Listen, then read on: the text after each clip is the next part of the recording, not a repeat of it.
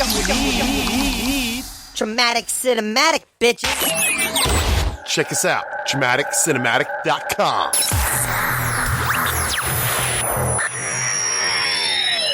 Greetings and salutations, ladies and gentlemen. Welcome back once again to this thing I like to call the Traumatic Cinematic Show. I am your host, Mugumbo.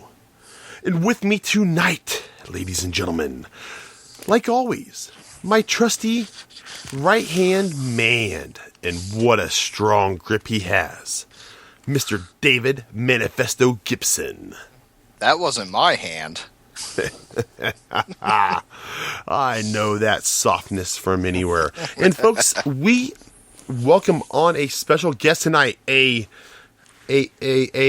local artist of Mr. Manifestos, a independent filmmaker, musician, artist, a pet whisperer himself, Mr. Stephen Nemeth. Thank you, Mugumbo. Thank you, Manifesto. Pet whisperer. So I've had this gerbil in my rectum for 9 years. Is there anything you can tell him about how to get the fuck out? Honestly, I think at this point you're gonna have to use a funnel and lie. Yeah, Lie like there's no gerbil in my rectum. No. There, I swear to God, there's nothing in there. You got to tell dangerous Lemmy thing- Winks. You got to listen. Tell Lemmy Winks to listen to the Catatafish. What the fuck? You literally listed that on your like. What are you gonna whisper to my fucking parrot? I got a parrot. You know what he's gonna say? He's gonna fuck you, fuck you, because that's all he ever says. Because when he bites my finger, that's what I say. He's like fuck you, ow, fuck you. I'm trying to clean your cage, you asshole. Oh, you shouldn't treat your children like that. No, I'm talking about my parrot. No, he's a pet whisperer. I need to know. I need to know this. I need to know this now. This is important information that you're holding out on me here, Stephen. I can get to the root of psychological problems in animals, and sometimes I can help them through past trauma. Yes, I can do Was this my parrot, is it a reincarnated crocodile? Is that what it is? Then it had a good life as a crocodile, and then it was a Buddhist crocodile, so then it was reincarnated into a feathery parrot. Now Stephen is coming on the show for free this time, but he does charge per hour to get into your. Well, he's not animal. talking to my parrot. Yeah. He's not talking to my parrot. He's talking to me. Yeah, when we get to the animal counseling, I do charge for that. Yeah. Well, okay. Well, then I have headphones on, so the parrot can't hear it. All right. Because I was going to have to back charge you if the parrot can hear. Yeah, well, no. He's half deaf anyway, because pretty much all he ever says is, he used to work in a factory, so that's such a horrible joke. Like, ladies and gentlemen at home, if you guys got that, then congratulations. You took that a little too far, my friend. Well, because that's what. Obviously, none of you have ever worked in a loud shop.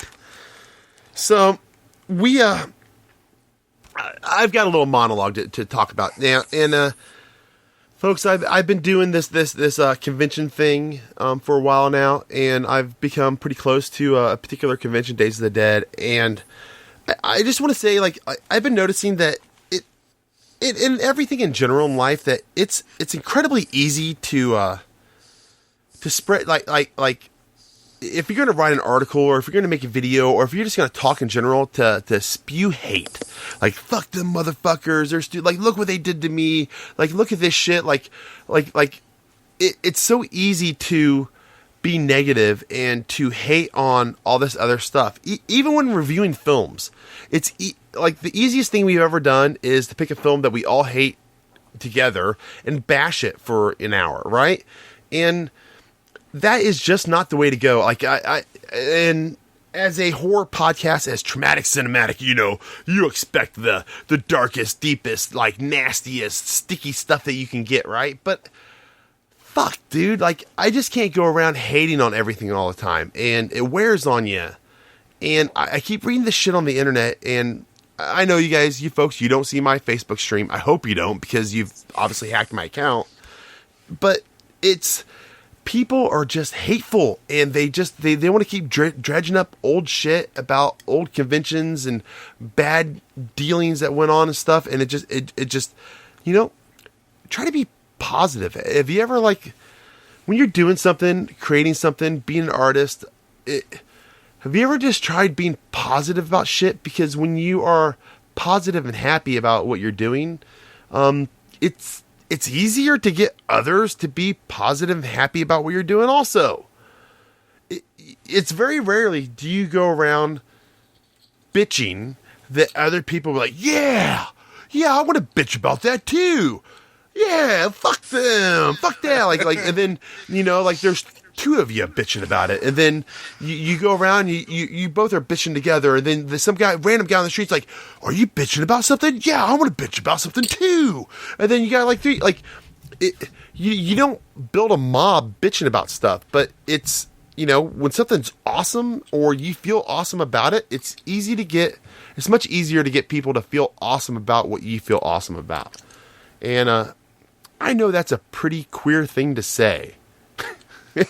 Being traumatic cinematic, but it's the truth. Just be positive, guys. Can't we all just get along? No, when you do something like we do, guys, when you have your own podcast, a website, I'm creating a brand for traumatic cinematic. I can't just hate all the time. I have to. It's people perceive us as how we perceive ourselves, and if we're negative all the time, we're going to be negative about ourselves. And if I'm positive, I'm like, oh yeah, we're doing big, great things, blah blah blah blah. People follow in line with that, and that's just the way it is. And that's just I don't know, like there's something to be said about that. So that's my little monologue for the evening. Take it for what it is, or take it for what you will. It wears on me to hear the hatefulness that's out there about other shit, old shit. Quit worrying about what happened in the past and look forward to the future, right? 2014 has been pretty fucking awesome, hasn't it, Dave? For what we're doing. No, we're kicking ass already 3 days in. And this was my plan. Like I kind of schemed this together. We have added multiple new writers to the site. I think we got 10 or 12 new writers now. Where it was just you and me, Dave, and we did it half-assed anyway because we had so much shit going on. Well, it wasn't just that we had so much shit; it just we were less motivated because you writing one article a week or writing one article for the month or whatever wasn't enough. Like, it's not how the internet works. People are finicky and they need daily doses. Like, it's like heroin. If you want to run a website, you need to. If you want to get them to taste your stuff, here's a free little taster. Oh, that's pretty good. You feel good, don't you? You forgot about how your daddy used to touch you and how your uncle used to pimp you out. Oh, I feel so much better about myself and how my wife sleeps around on me. And when you give them 2 doses of that a day, they come back. And it's been going good for us. And we've got Atlanta coming up. Oh, damn. Can't wait for Atlanta. Stephen, you're not far from Atlanta. You could ride with Dave here. You might have to... Hot Atlanta. Convention. Days of the Dead horror convention. Man. We have a table. You got a DVD burner? Burn some of your shit up. We'll sit on the table and sell it. Oh, yeah. We'll sell it on the table. Hell, even if you don't go, I'll still sell on the table, but I won't probably give you anything for it. Or... I'm just going to go to see if I can hang out and get drunk with Fred Vogel. Yes, you can. If Fred actually drinks, for some reason or other, if you make August Underground, you don't drink. There's my guess is Fred is, and I don't know this, and I will look into this. We will get him on the show. I promise you, Dave. That's a promise right now. The first promise that's my resolution of 2014 is. Mr. Manifesto, we will get Fred Vogel on the podcast, even if we have to call a cell phone. That should be fun, but I have to actually watch more of his movies. I think that he's probably a vegetarian. He's probably like a Buddha. He's totally opposite of what we see in his films. He's like, we adopt kittens. I adopt kittens, and we try to rehome. And he has a peanut allergy. Oh. You know, that is so uninsulting but funny. Like. So what if he does have a peanut out? Like that's not like that makes him a bad. Like that could happen to anybody, but that's. Yeah, that's funny. That's funny. You can't be a badass if you're allergic to peanuts. Well, yeah, you can. You're just one that just like don't throw an almond joy at me. You get into a fight and somebody smears peanut butter on you and you're done. Well, who just carries peanut butter around him anyway? Like, should I get out the brass knucks or should I get out the fucking Jiffy? You know, hey, I always got a jar of Skippy in my car. Yeah. Is that how it goes? Do you have a pet dog, David? Oh. Ooh, that's why he's always got peanut butter on him. He's like, oh, I need me a quickie. No, come here, Sophia. Animal control took it away. Damn it. Better than child services. So, Stephen, you are an independent filmmaker, musician, pet whisperer, and a seamstress, right? Well, actually, author, yes, and I do tailor clothing too. That's no joke. That's straight up. That is true. He actually brought that up to me the other day. That's kind of funny you said that. Excellent. Well, I could use a new jean string. I keep wearing mine out. Anyway, that's a scary image. I just like tailor stuff down, take like some older things, hack them together, make cool band jackets. This is not a seamstress podcast. This is about all the other things I mentioned, not about the your fabric obsession. Well, let me tell you the next tailoring. Hey, so I cut the sleeves off my jeans jacket and ironed on a couple patches. Does that make me a seamstress too? Almost. If you sew the patches on and if you re-tailor the jacket to a different cut, like you take your favorite shirt, take the measurements off of it, and then make a jacket that's really huge, that cut of that shirt, and then you take your Crystal Lake Counselor's patch and sew it on the sleeve with a Danzig and a Morbid Angel patch, you're ready to go. I told you I cut the sleeves off, and I would never put a Danzig patch on anything I owned.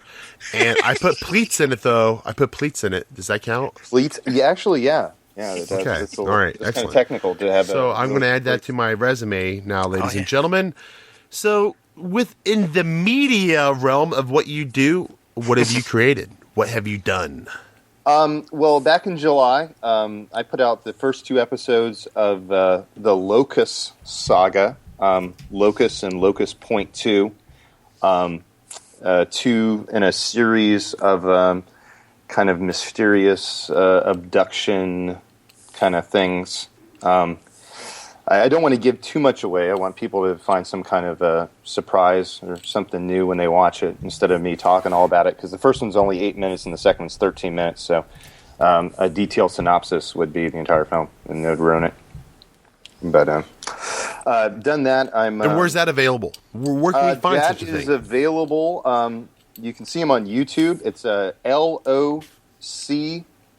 LOCUS, locus, like Latin, like point of location, locale. There's Locust Point 2. There's a little promo for Locust Point 0 out there, but that's just basically me playing around with some new symphonic score.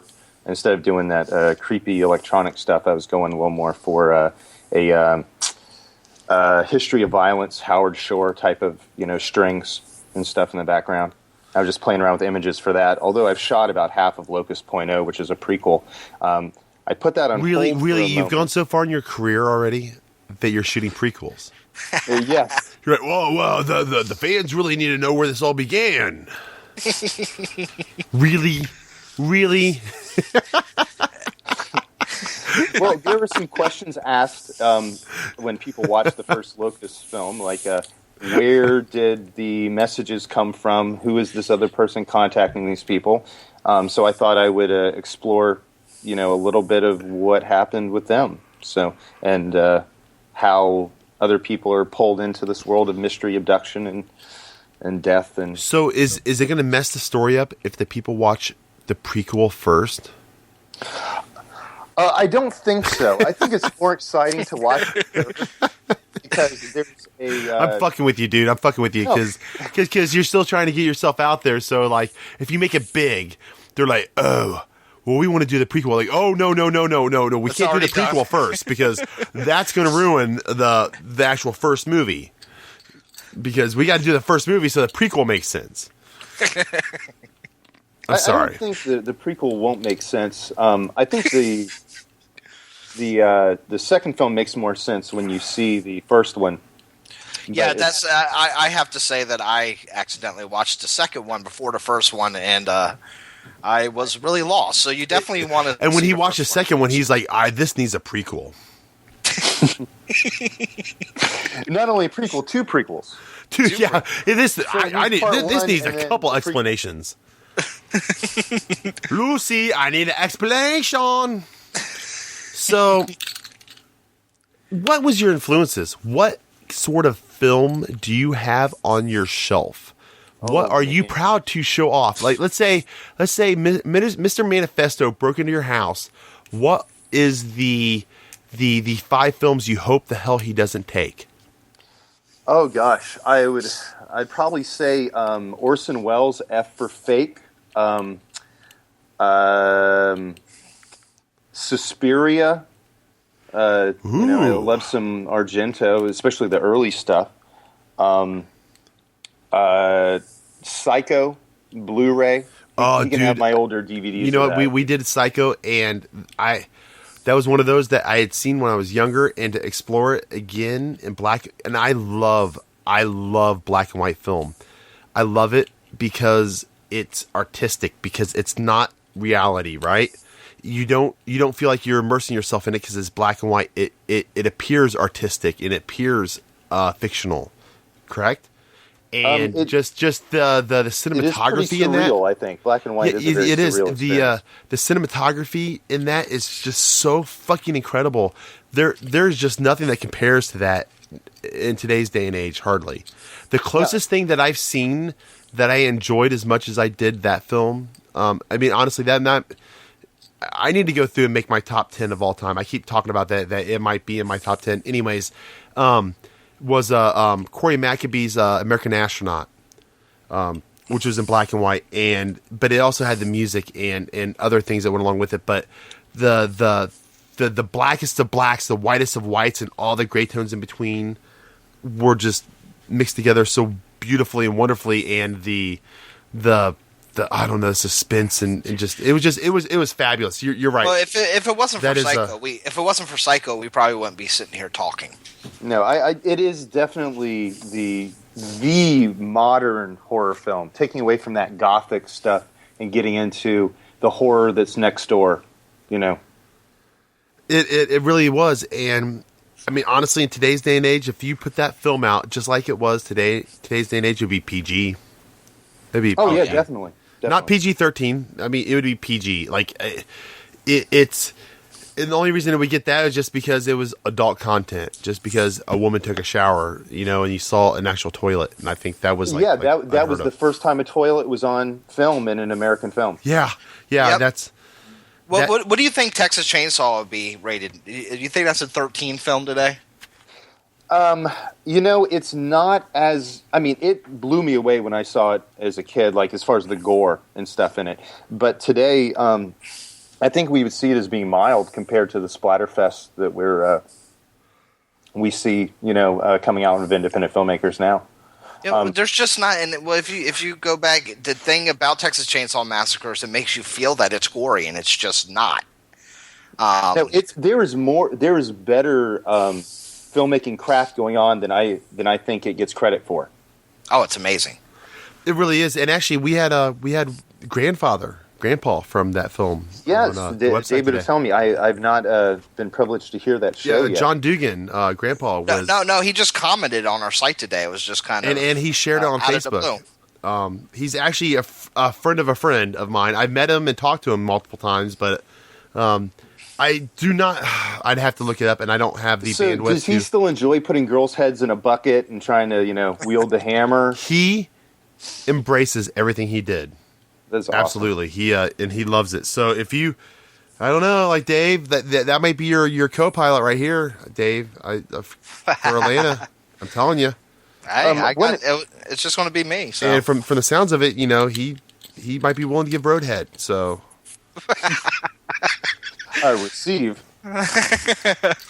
You never know. You have to drive and give roadhead at the same time. I know it's that's hard. Yeah, that's talented, Dave. I'm a passenger that likes to be pampered. I can only go 20 miles without stopping. Every 20 miles, I have to get out and stretch my legs and pee. Is that because of the hamster? Yes, you the fucking gerbil. Damn gerbil. As a pet whisperer, you should know why that is, but it's the damn claws. They sunk in. Anyway, so see, what you're supposed to do is break the claws and teeth out before you shoot it. Yeah, well, the guy I bought it from said he already done it, and it was already in duct tape. And you can't trust people on Craigslist, Lewis. I know. That's where I learned that lesson. Well, we didn't let Stephen. He gave us 3 of his 5. And then the prostitute that wasn't a tranny, just a woman that was really ugly. Oh, yeah. I only got to 3. I mean, there's a few thousand discs in my library that are on the shelf. A lot of boxes. This guy's collection. This guy's collection's insane. Ooh, we have to have a picture. He could be on like media hoarders. Well, you need to like try to get as far back as you can, just as a overall picture, and then I'll put it up with the I podcast. Can send a picture real quick. Like if no, not now. I mean, when David, I go to put the episode up. Your phone number, I can. We probably shouldn't do that now if you want. Nah, I don't know if I have one just sitting here. You can just like give it to Dave. I can draw a picture of it like a corpse. Ooh, yeah, actually, like a chart. Could you do a charcoal with shading and stuff, and maybe some pastels? Well, I could Bob Ross it, man. I could make. Ooh, happy little tree. Well, would you like to see my pocket squirrel? Happy little Lucio Fulci shelf. My little pocket squirrel here. He's been with me for a while. Hi, happy little pocket squirrel. And I'm going to do a little happy little tree. That's funny because how do you know about Bob Ross all the way down there? That's a Midwest thing, dude. Bob Ross was a staple of public television. Growing up. We stole public television. I watched it my whole life and we never paid for it once. Like, yeah, shoink. Well, we gotta let Stephen. Let's see if Stephen can come up with 2 more films that can answer your question there.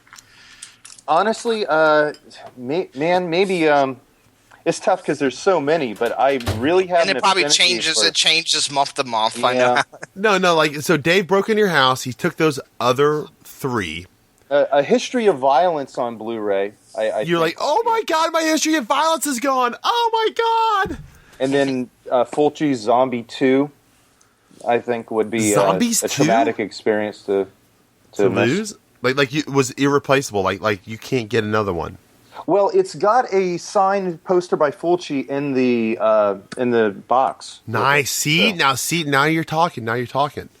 And it's not like Zombie. It's Zombie 2. So it's promoting the film as it was made, and with the more original art. And it's got the original post art in there. This kind of yellow and blue. So you're a collector.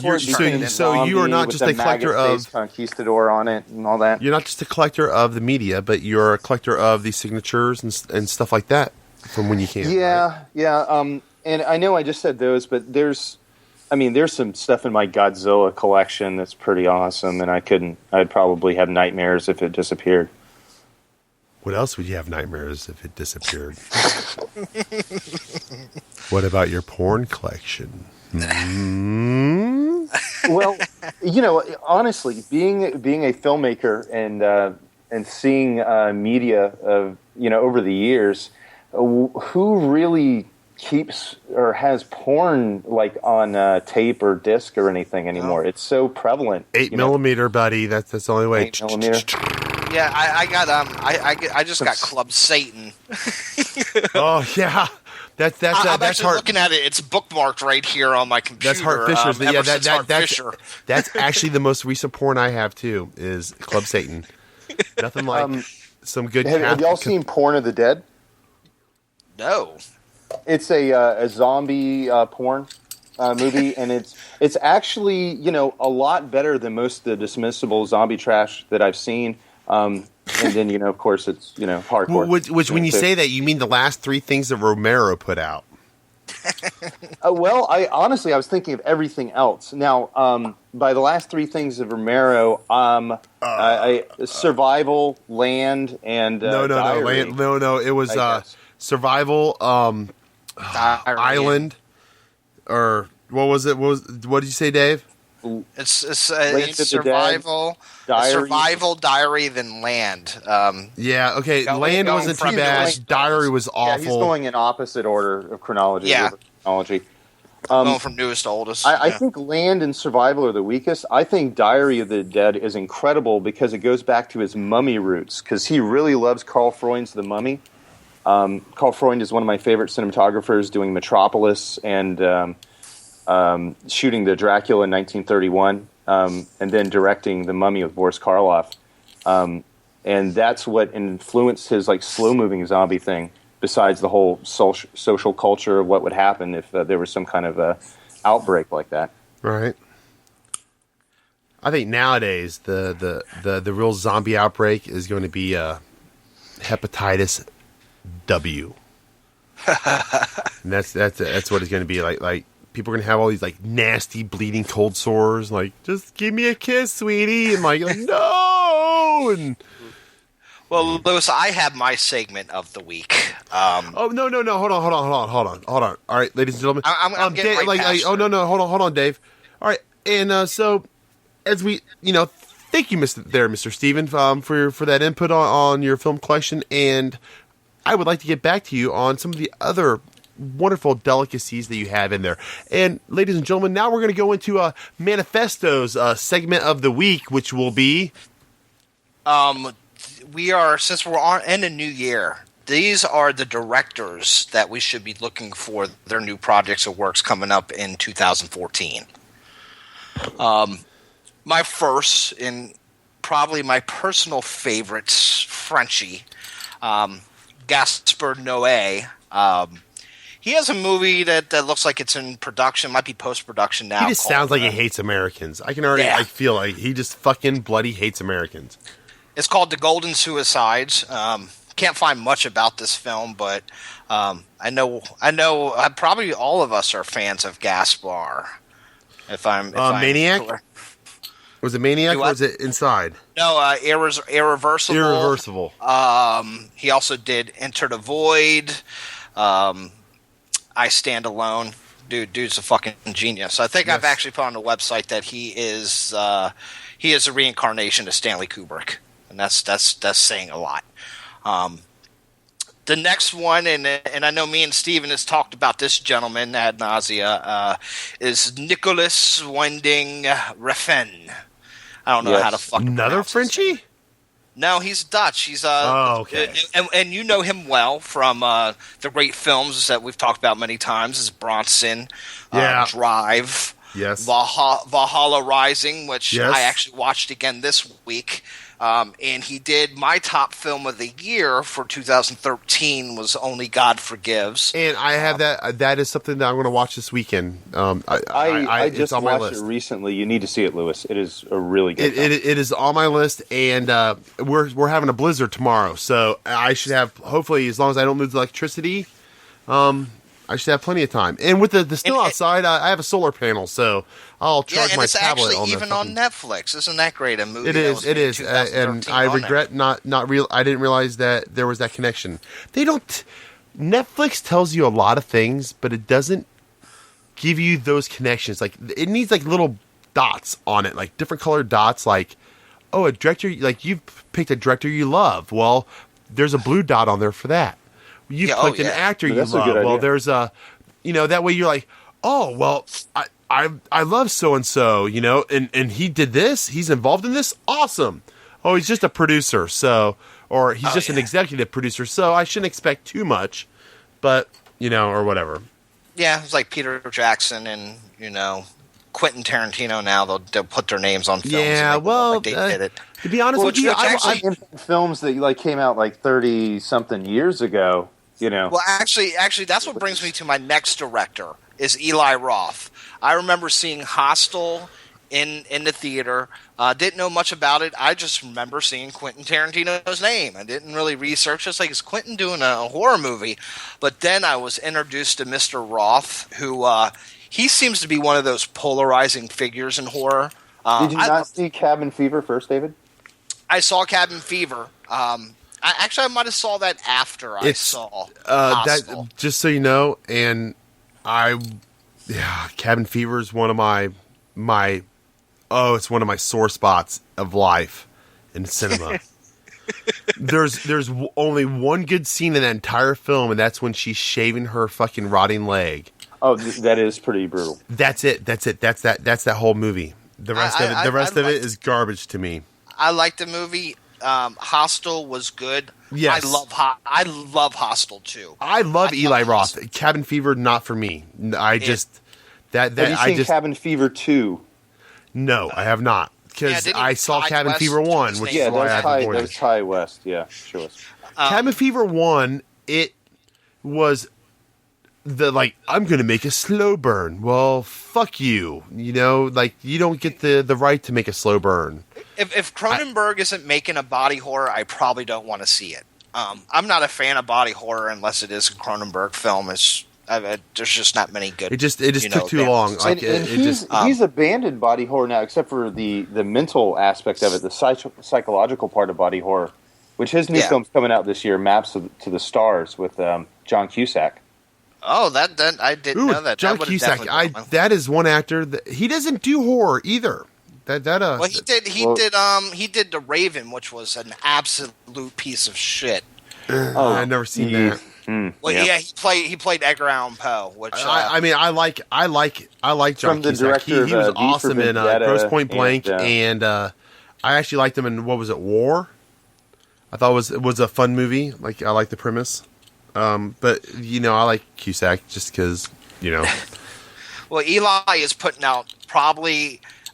This is one of my most anticipated films of the year. He's doing the Green Inferno, and as everybody who knows the show, the first show me and Lewis ever did together was Cannibal Holocaust, which love it. That's in my 5. If I was in the same conversation as Steve, that's my 5. That is close. That's probably in the top 5 of back pieces I would have done. Is the impaled scene? The impaled, yeah. I would actually possibly, and actually, dear God, no, that is the back of their jackets. That is the impalers on the biker. Yep, the impalers. Yeah, and you're familiar, Stephen. I know the film. I've only seen parts of it. David has referenced it a few times recently, and I need to watch it all the way through. So yes, you do. That James Bickert is he's great fellow. He might not feel the same about us so much because we spoiled his film, but he's a good guy, and he's a hell of a PBR drinker. Yes. Holy shit! But Eli is putting out Green Inferno, which Eli Roth. I swear to God, half the time I see this guy, he has a Cannibal Holocaust shirt on. He's doing a cannibal film, which hasn't been done in a while, and I think since he is such a huge fan of the genre, it's going to have to be good. So I'm really looking forward to that film. Also, Garrett Evans, I know, is coming out with The Raid 2. Yes. Which was... I think The Raid is the greatest action movie ever made. That means they're going to have to make... Raid Retaliation. That means they're going to have to make Dread 2. I'm sorry? They're going to have to make Dread 2. Have you seen Dread? It's on Netflix. Yeah. Dread is amazing. Dread is... Dread and The Raid are almost the same movie, but one is in Thailand, the other one is one's Indonesian, one is American. In a Mega City 1. Yeah, but it's still the same premise. It was very similar. When I was watching The Raid Redemption, I had a Dread feeling. I definitely see the relationship. That is such an awesome film. It is. Both of them were great. And I'm not down, and I've actually heard rumors or different discussions about how Dread was actually made before The Raid, and the creators of The Raid actually give props to Dredd, so there's no hard feelings there. It's just the idea of going through different levels of anarchy, basically, of holy fuck, what the fuck is this? Action is they both I kind of don't did it. think it's a ripoff at all, even if it's No, I'm not saying it's a ripoff. No, I'm not saying you are. I'm just saying that I don't feel that I'm backing you up on that. It's a standalone, but definitely has a related theme. Oh yeah, it's definitely like, if you love The Raid, you will love Dredd. You guys, and if you love fucking Dredd, you will love The Raid. Dredd. The Raid. Nobody likes it.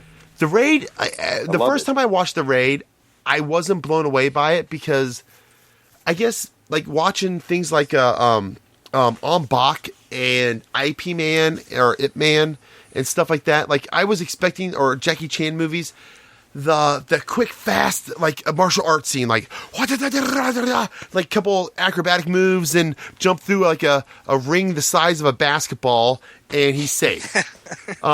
Whereas The Raid was a non-stop, relentless marathon of ass kicking. It didn't fucking stop. It was just non-stop. Kill, stab, punch, kill, kick, punch, kill, punch, kick, punch, kick, stab, kill, shoot. It felt like a war movie to me, like a great war movie. It just like that dude. If that was real life, that dude would literally would have collapsed of exhaustion before he got he just would have fallen over. Like I need some Gatorade, some thirst quencher, deep down body of thirst. Well, my last director on the list is Frank Calfond. I don't know if I'm pronouncing that right. It's another Frenchie, but that is the director of your number one film of the year, Maniac. Ooh, he's doing a movie, and definitely one of probably the best remake I've ever seen. And that's even taking The Thing into consideration, which I love. Actually, the wife bought me The Thing remake for Christmas, and it was the one I didn't consider that a remake? That's a prequel. Yeah, I mean, I guess you're talking about the new one, the new film. Yeah, the new Thing. Oh man, I went and wiped my ass with that. I'm talking about the classic. You mean from remaking the Howard Hawks black and white to John Carpenter, Ennio Morricone scored one. Yeah. Oh, I thought whatever. Go on. But he's doing a movie called I Lived. Kind of like iPhone, which seems to be like some kind of technological horror movie. But he did so brilliantly in Maniac. I'm looking to see more from him. He did the movie P2, which I kind of watched, maybe partially, while I was jerking off or watching porn on my laptop. I don't remember too much of it, but Maniac actually really, really makes me want to see this film. I will say, without question, Maniac was... We watched some fucking spectacular films in 2013. Maniac was my favorite of them all. It was so dirty and nasty and brilliant and awesome and stuck with me, and I could watch it again and I just got more from it, and I watched it again, I got even more from it, and Maniac is a special treat, especially with Frodo Baggins. Elijah Wood cast against type in that was really great. Way better than what's his name? Ratcliffe did in what was it? The Woman in Black. Yeah, trying to get rid of his Harry Potter status. Although I want to say Women in Black, I'm glad Hammer movies are coming back. I'm a fan of the old British Hammer movies, but Maniac definitely captured me. Well, Woman in Black was a great movie. Don't get me wrong. I enjoy it. It was a good, decent film, right? But nothing like Maniac was totally in our genre. That is me and Dave. Stephen, you're a fan of the first Maniac, correct? Yes, because Lewis, it's hard to find. Lewis hasn't seen it. I've tried. I've searched and searched. Best Buy used to carry it on Blu-ray, but it's kind of been phased out recently, I guess. Yeah, well, Best Buy carries Blu-rays and DVDs like they carry fucking CDs. It's going downhill. It is. It's kind of funny that they have Frankenstein's Army and a horror section that's probably 25 DVDs. Maybe. Or Blu-rays, but Frankenstein's Army is one of them, and I just thought that was the greatest fucking. I thought so and the too. one in the town that David and I are in, they had 3 copies there on the shelf of Frankenstein's Army, which was, I think, awesome. That is awesome. Yeah. That really is. That makes me smile. So somebody's going to buy it by accident and just unleash, and then be like, "Oh my goodness, I'm so awesome because I found this cool movie that nobody else knows about." Which, good for them, good for you. Tell the world about it. Okay, so here's my some things that have been that are in development for not necessarily going to come out in 2014. These are going to be like 2015, 2016 movies, probably for the most part. Besides the ones I actually mentioned a date on, Prometheus 2. I know that there's a lot of people out there that hated the first Prometheus, but as much as I delve deep into the scientific and psychological and storyline parts of movies, can't help it. I fucking like Prometheus. I enjoyed it. Is that one of them Greeky type of plays or movies? It was kind of alien to me. Like Zeus? Yeah, exactly. It was enjoyable. I liked it. It was a good time, and I love the Alien series. I'm a big fan of all that. Especially Ridley Scott's first Alien. Yeah, well, all of them. I have the box set on Blu-ray. I'm a connoisseur. Well, one of my even favorite the bad directors ones. ever cut his teeth on Part 3, David Fincher. So yeah, exactly. That's one of the bad ones. So yeah, and that's the bad one. Exactly. So that was interesting. Kill Bill Volume 3. I don't know what the fuck this is going to be. Bill's already dead. Yeah, well, I guess Kill Billy. I don't know what the hell it's going to be, but it's in development. It's been announced. Quentin Tarantino is the director. Maybe and it's a prequel. Well, yeah, maybe it's a prequel. Oh my goodness! So we've already made 2 of them. We told the whole story, so we got to tell where they all came from, what they were all up to before it all started. Does it start in the womb? Oh, there she's a pretty little thing with her brown little pigtails. Oh goodness, yeah, that's exactly Deadpool. I don't know if you guys are into comic books. I know I'm not, but Deadpool is a pretty cool, crazy, fucking fucked up character. That would be interesting. I would probably go see that. It's not traumatic. It's not really a horror film, or it's not at all a horror film. Ted 2. I'm sorry, guys. I fucking love Ted. I love Ted. Ted was a great movie. Ted was a great movie. 2015 for Ted. Oh, really? I can't wait. I can't wait for it. Like, I guess it takes a long time to animate a fucking bear. And like that's a lot of what I've seen. That's not real. You mean that bear isn't real? They didn't have like a little person in there. I thought they just gave it Teddy Ruxpin a little bit of crystal meth. Here's a sequel that that hurts my brain.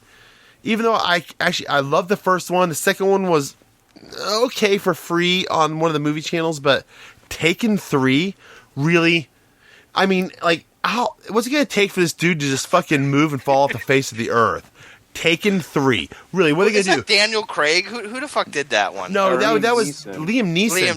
What are they gonna do? Like they took our boxer. Like, oh my goodness, our boxer and our tabby. They took our boxer and our tabby cat. I'm going to admit I like Part 2 better than Part 1. Really? Yeah. Part 2 and coming from a filmmaking angle, like there's the shots, the camera. It was good. Like, it wasn't horrible. Like, I didn't hate it, but I just can't. A third one?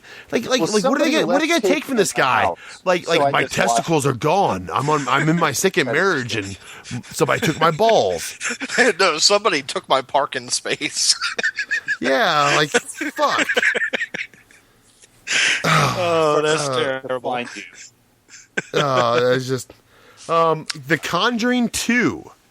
Wouldn't that be infield horror? The infield poltergeist. Well, I don't know. Like, that would actually be horror. I'm saying, wouldn't it be Amityville horror? Wouldn't that be going to Long Island? That's how the movie ended. Yeah. Well, Amity. Yeah. Well, honestly, I watched it with the wife the other night. Right. I got out of the red box. I need to own it because it is that fucking good. we're watching it, and she's all into it, and she's seen it. She's like, "This is based on a true story, isn't it?" I'm like, "Yeah, like Amityville was." She's like, and she looks at me. She goes, "Amityville was based on a true story?" Fuck, really? Anyways, and then it was always good. Always good, and then at the end of it, when the pictures came up, that was it too. Was she saw the pictures and they were all black and white. She's like, "It was based on a true story." It's like, no, it's fake. Like Amityville was fake. Like they want you to think it's real. Like that's the whole gist of it. But it doesn't matter. You don't have to really. Ghost. That's not what makes the movie. Like Amityville, that kind of is what sold that movie, right? The Conjuring was fabulous. I never liked haunted house movies. I don't like Poltergeist. I just never liked it as a kid. And I think James Wan, now Insidious 2 is fucking terrible. I didn't rent it. I just knew it was terrible. I didn't have to read a review. I liked the first one. The first one's really good. And James Wan is really... Where he fucked up Insidious 2 is he didn't build any atmosphere or any sense of dread, is what he did so well in The Conjuring. And he actually made me enjoy a subgenre I never really liked. Growing up an atheist, I'm like, I can't suspend my disbelief long enough to believe in these ghosts flying around the house, but he did an awesome fucking job. Yeah, if I can say something about haunted house films. I've loved some old haunted house movies and stuff from the 60s and 70s, and some of them were the best because maybe it was psychological. Maybe people are just thinking stuff's going on, especially the way like The Innocents was presented. I don't know if you guys have ever seen that, but that is one of my biggest inspirations for filmmaking. Black and white, beautiful film, The Innocents. I'll have to check it out. Black and white. I love black and white, as I was talking about earlier. So the last one I'm going to mention, and there's a couple other ones I was going to mention, but I've heard about it. I've seen it on Facebook. I've heard rumors, and apparently they've got Michael Keaton and Winona Ryder. Which how hard is it to get that herpy faced? Another Winona Ryder rant. Beetlejuice 2. Oh gosh. Just what the world never wanted, right? And I love that first. I love Beetlejuice so much. Well, you know what? Watching it again as an adult, when I watched it again, I was actually disappointed. Yeah, it's on ABC Family and shit. When I watched that again as an adult, like probably a year and a half ago, maybe less than that, and I watched it start to finish, I was actually disappointed in it. I expected way more Beetlejuice scenes, and there wasn't. Like honestly, Beetlejuice was kind of an extra character. He was definitely not the main character.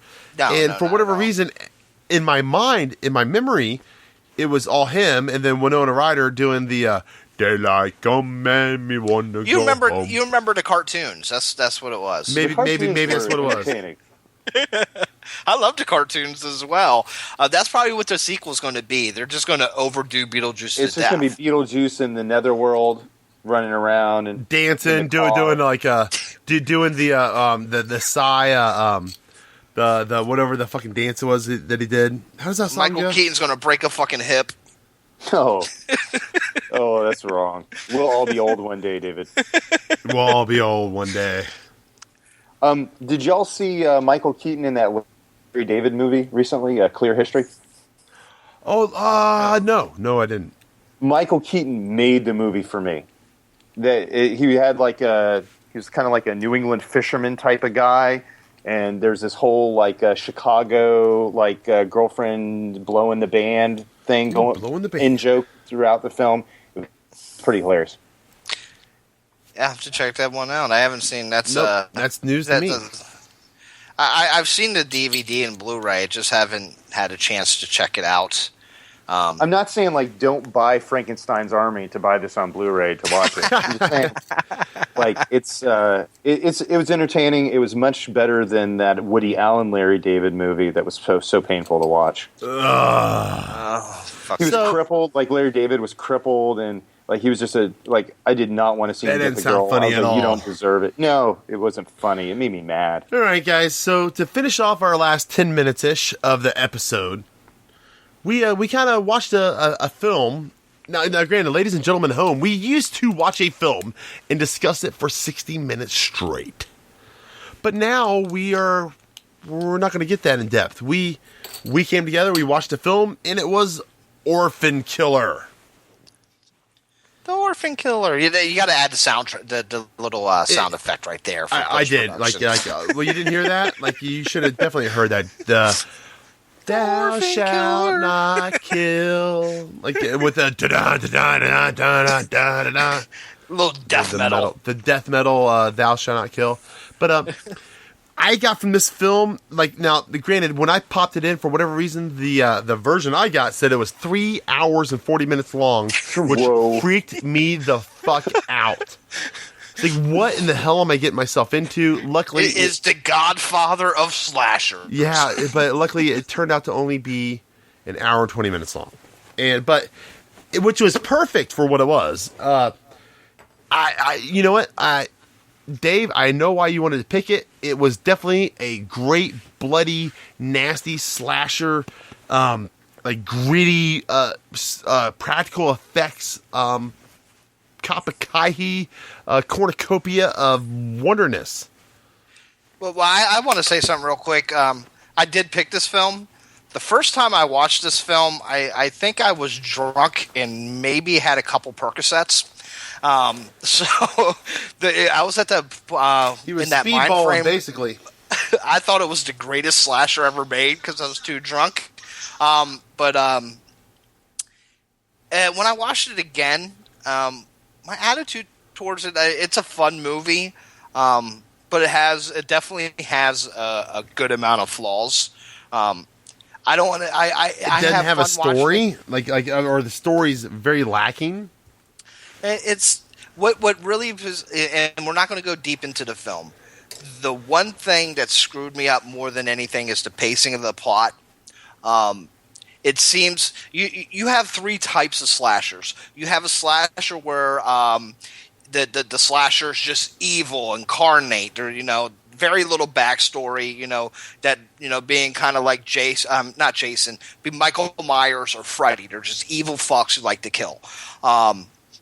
The second would be, you feel more empathetic about them, as like, say, a Jason. You have some kind of empathy. They're bullied, whatever. That's why they go crazy and kill. The third one is, more of the Italian films. You don't know. It's a mystery. You don't know who the fuck the killer is till the end. This one tried to go the route of being empathetic, but they fucked that up. Yeah, they showed us him as a child.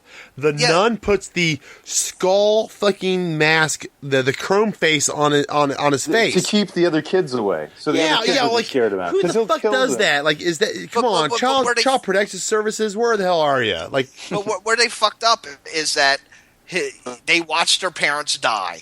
He goes to the orphanage just because he has a hair lip, right? Just because he has a fucking little hair lip. And then he beats a kid to death, and then he gets tortured by the nuns. And from what I understand, the kid deserved it. That kid that he beat to death deserved it. He was an asshole. He fucking took his ring pop. He was picking on the sister. Yeah, he was tickling her. But probably a little too long. But I thought it would have been better is if they started torturing him, and then he went on a rampage killing people. That makes more sense if you're trying to build empathy, not just make him a crazy fuck right from the get-go. Other than that, the kills are pretty good. It's only an hour and 20 minutes, so I did have fun watching it. But that and I know Stephen agrees with me. The cinematography leaves a little bit to be desired. Let me ask a couple questions. Like, okay, what was up with the Jamaican nun in the hallway? And when he goes after the axe, he just headbutts it till he breaks the glass. Like, it's not like he just smashes it. No, he does this cool, like, I'm going to headbutt the fire kit. Shows you how serious he is. Yeah, he's like, I'm extreme. Check this out. And why is that teacher of a Catholic school dressed like a whore? Yeah, no underwear. Well, there was a nun blowing somebody at the beginning of it. Yes. Oh, yeah, Vinny, the janitor, was getting blown by the other nun. Which, I mean, you realize how expensive that is? Vinny's a pretty lucky dude. Oh man, if you're a pimp, if you can get that's almost like being rich. I'm just saying, in Catholic terms. I don't know if you're Catholic or not. But. Did anybody notice the fork stabbing sequence? Didn't it kind of look like carrot juice came out that guy's neck? That's probably possible. I mean, it got darker red like a few seconds later, but it was very carrot juicy. The copy or the disc that I purchased was not the greatest of quality, so the colors I didn't trust. I wasn't worried so much about coloring and things like that. So, and I brought this up to Stephen. The killer, I think they were just really stoned. It's like, let's mix Chrome Dome with Leatherface. Yeah, I kind of. And he had that little too. smirky smile. Why would a nunnery have that mask just laying around? Like, oh, here we go. Here we'll just tie it behind his head. Like it fits perfect. It was. Right? Where's he been living? Has he been in the attic the last 20 years? Yeah, they don't. There's no reason why he just comes back. It looked like he was in the alley by that barrel. Maybe he was. That was Joseph. That's over by the McDonald's. Like, can I spare some change? Did I miss it? They never had a reason why he just appeared back. Was there any reasoning? Oh, obviously the dance recital provoked him. Oh, well, I mean, that would bring me back nuns. too. They were dancing nuns. The kids were like nuns. He was remembering his sister, But where has he been the last 20 years? He's just dwelling on dancing, like how much he hated like improv dance. And the director won the Antonio Margaretti Award. I don't know if y'all noticed this. Well, no. Actually, I was going to give him the Traumatic Cinematic Award, and I changed my mind. I'm actually going to give it to you, Stephen. Oh, thank you. I haven't seen your film yet, but you are actually going to win the Traumatic Cinematic Cinema Award for the 3rd day of January, 2014. I'm honored to start the new year off with such prestigious acclaim. Yep. So, now, one other thing I want to share about that director, what's his name? Matt Farnsworth.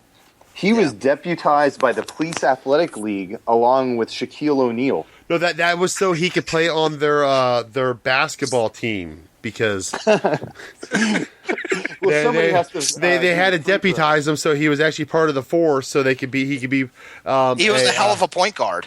Yeah, exactly. He had played in college at Duke. So now this guy supposedly directed a movie called Dying for Meth. Have any of y'all seen that? No, but I've been there. Fuck, have I been there? Yeah, it hit too close to home. I'm shaking bacon right now. But apparently that's why he got deputized. Hey, if you guys want to do this podcast later, I'll be up for fucking 3 days. So 4 maybe. Dude, they gave him a 3.7 on IMDb.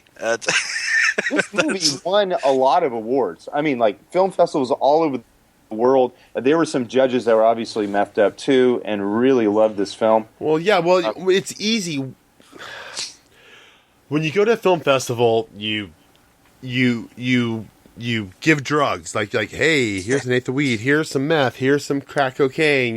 Especially if you're in Canada and the mayor of if you give him some crack, he's Toronto, definitely giving Toronto, you definitely going to win that award. And that's just the name of the game, dude. That's just how the business goes. So I'm surprised none of y'all have mentioned the mercy killing of the priest, since y'all pointed that out about Frankenstein's Army, the nun mercy killing.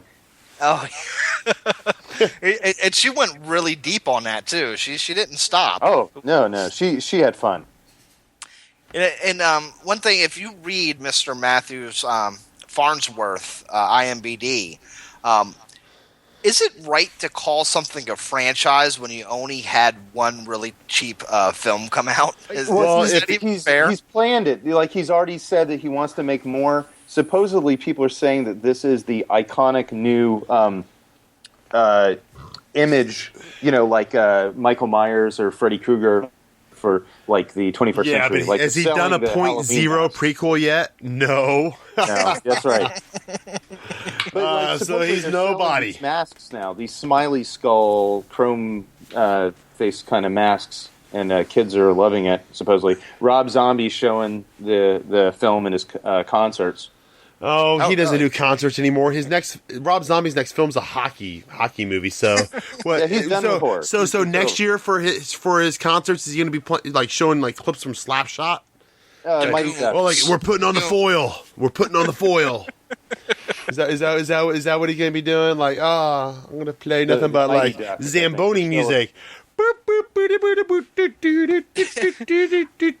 know, I don't want to be typecast as a horror director. Like, dude, you've been doing nothing but horror in your music the last 25 years. Dude's worn fake fucking dreadlocks for 15 years, and he's. Anyways, you guys have no idea. How did you put Lords of Salem on your list? Why? Because I was looking for troll. I put that and Warm Bodies on that list for trolls. Because I want to see the people that freaked out. Because I honestly I had a hard time finding enough to put on there that I had seen that I could write about.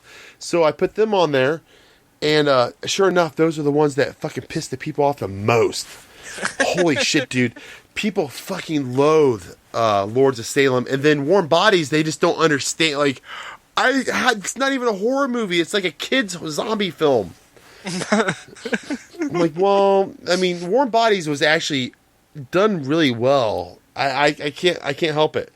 I watched it. I went to the theater. I got a pre-release thing to see it, and saw it before it came out, and it was done well. It's basically a Romeo and Juliet story, and it was actually kind of enjoyable. It was memorable, and it was a memorable film from 2013. I can't help it. I was kind of looking for your list to see if any of y'all would have mentioned Resolution. I don't know if y'all saw that one. Didn't see it.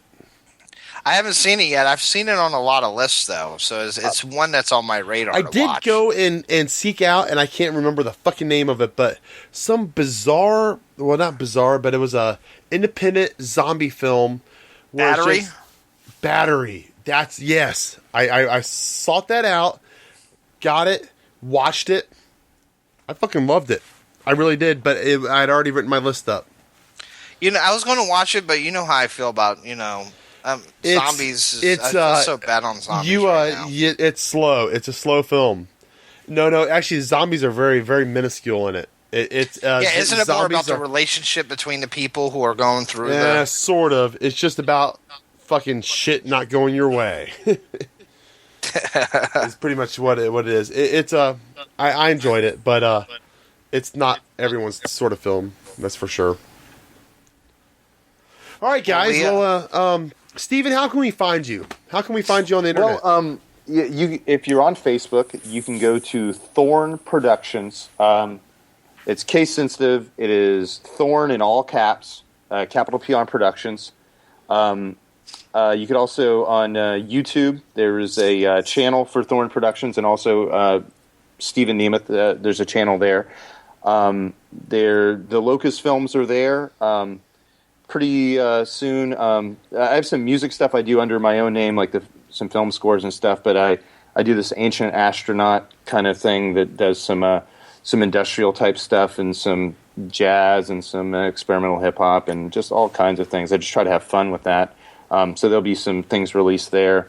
There's going to be some short films upload, which is going to be a snuff-themed series of shorts. Right, well, who doesn't love on snuff film, right? Themed film. But I got like 2 features I'm trying to do. Walpurgis Night and a Ship of Theseus, which I have not told David about at all yet. And I'm trying to keep that a secret, so that just kind of comes out of nowhere. But I've told y'all the title, and I'll just leave it at that. Ooh, dun, dun, dun, dun, dun, dun, dun, dun, dun, dun. All right, well, excellent, sir, and you'll have to also send me those links here after a bit. And definitely, it was great talking to you, folks. Great talking to you, Stephen. Great meeting you, Dave. Anything you want to say? Anything you want to throw out there? Okay, so thank you for listening to Traumatic Cinematic. Remember, you can find us at traumaticcinematic.com and at TC Podcast Crew on Twitter.